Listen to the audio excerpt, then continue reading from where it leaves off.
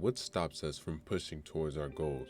Is what we do only governed by what we lack, or more so, what we fear? Oftentimes in life, I feel like we fail to venture into the unknown simply because it fails to show us what we stand to benefit. But must the reward always, time and time again, be shown before the task is complete? We often sow our seeds before the fruit is sprung, but we assume that it is just in the nature of these seeds to bear fruit. It's not that we don't know that makes it unattainable, it's that we don't try to understand that makes it ununderstandable. It is not because things are difficult that we dare not venture. It is that we dare not venture that things are difficult.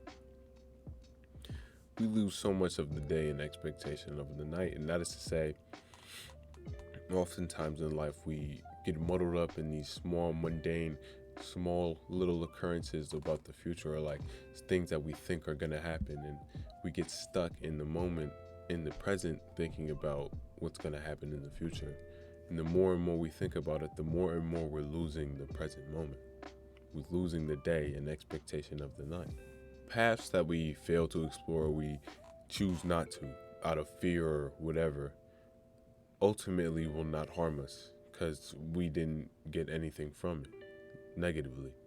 But the truth is, we didn't get anything from it positively either. The benefit is lost just as much as the negative possibility. Just as a person lost their initial investment in like a lottery ticket or something, doesn't get rid of the possibility of them winning so much more. To task oneself on a journey is to allow the possibility of failure. Like in my last video, I talked about how the world is full of duality.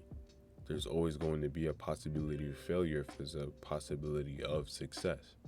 And oftentimes when chasing our dreams and aspirations, we allow these small, minute cons to stop us from pursuing amazing things.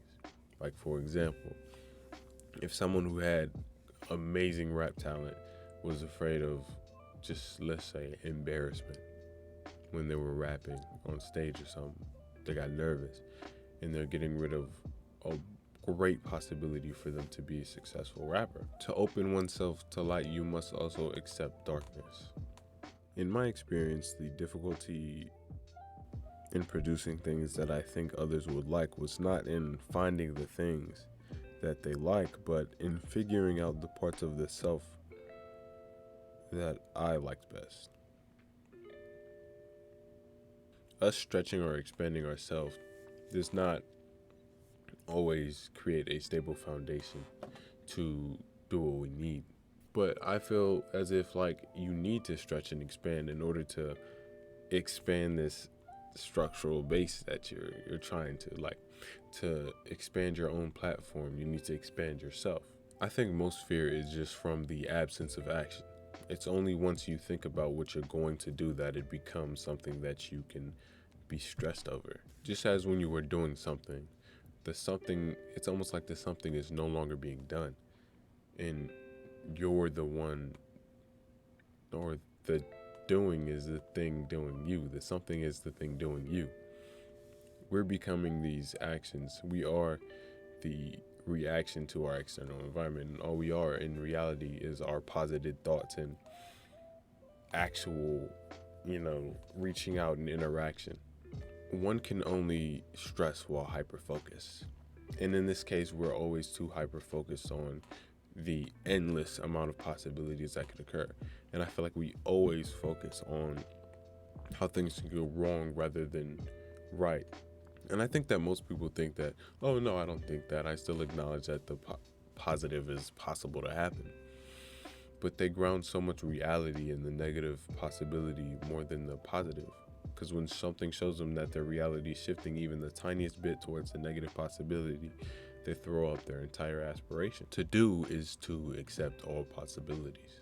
The willingness to just be as you are opens yourself to being the subject of your own change rather than the subject of someone else's.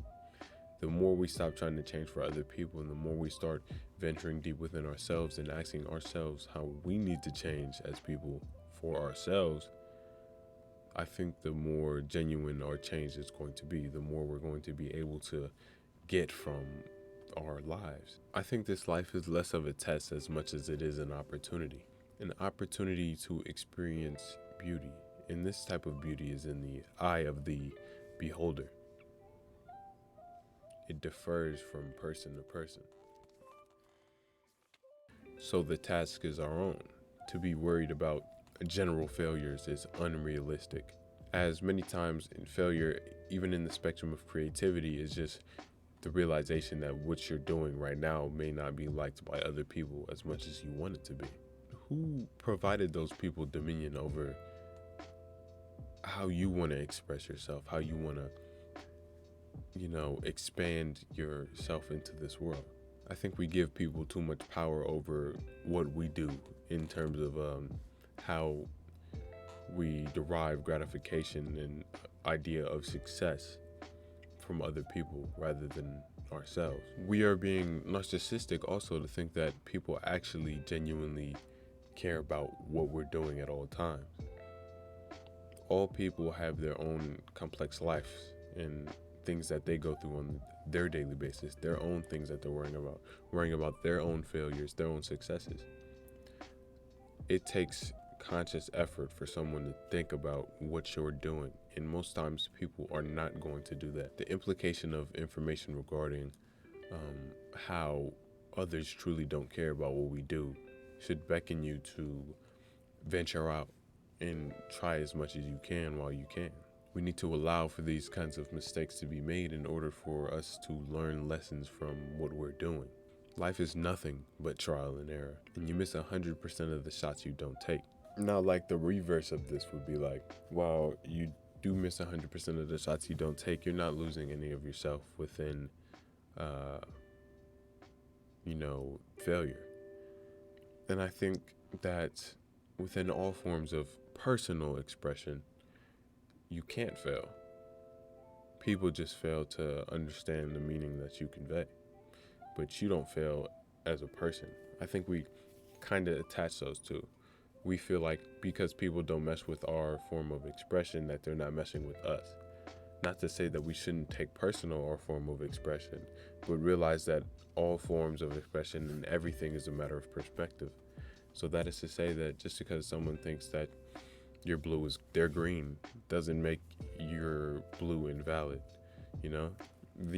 It's ultimately up to how you view your own expression and creativity rather than how others view it.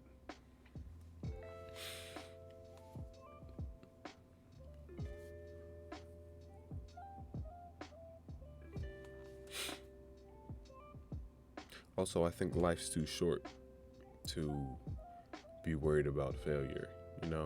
It's like being afraid to die because you have not yet lived, or you're afraid to live. I feel like a lot of us are afraid to live. Like, we are afraid to just, put it all out there because it risks ourselves being hurt or damaged. But every time in life that you have been hurt or damaged, if you're watching this video, you've made it through. Your being here is the proof of that. So, in opening yourself up to beautiful possibilities, you also have to open yourself up to the negative. But when negative things happen, you gotta open those up to the positive possibilities too. Negative situation can be turned around into something very beautiful most times, in terms of things generally. Like the mutterings of your ego causing you like insecurity or something can be turned into something much more beautiful. Like the realization that everybody has insecurities. Everybody has struggles.